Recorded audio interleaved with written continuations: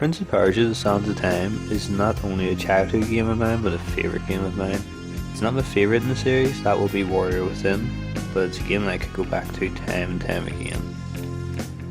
This video does have spoilers for the game, but it is a game that came out like over 15 years ago, so it's also unlikely that you haven't heard anything about it because it's a classic. If you haven't got around to playing it yourself, or you just want to try something new, you should give the Sands of Time trilogy a go because it's a really fun action platformer that I went back and replayed multiple times.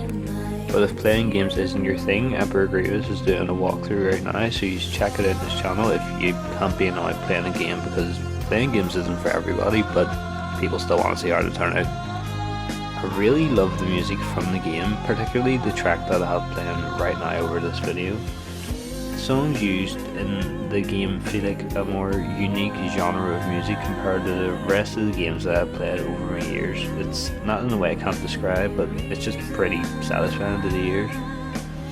With some of the tracks used in this game, you can hear hints of music that are used in the following game, Warrior Within. Examples of that would be Trouble in the Barracks, prologue fight when you're running through the opening area, or the segment in the prison where the prince removes his armour.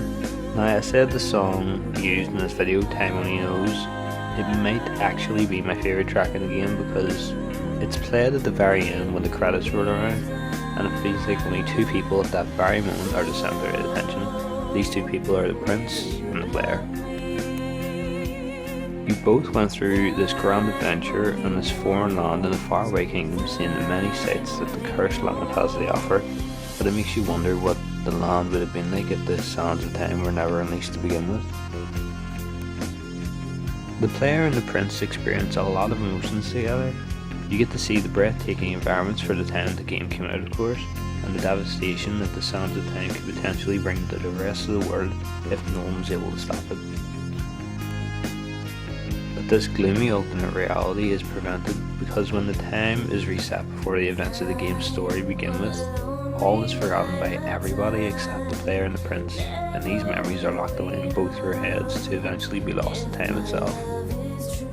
When I hear the soundtrack play as the credits roll, it just makes me remember what an incredible journey that I went on, and then I think to myself, what might be next to come?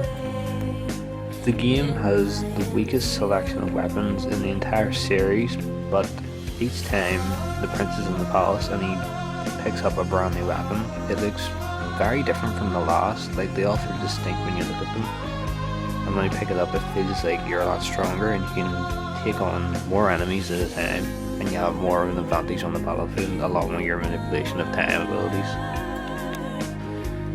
My favourite looking main weapon from the Sands of Time has to be the last one, the Sword of the Enlightened Warrior, because it's so deadly when you use it, killing enemies in one hit, and it has my favourite colour, blue. But when you pick up the Sword of the Enlightened Warrior, the game tests your skills about how well you become over the course of the game, because your time manipulation abilities become stripped away from you, and it always feels like a challenge in the final section when you pick up the last sword.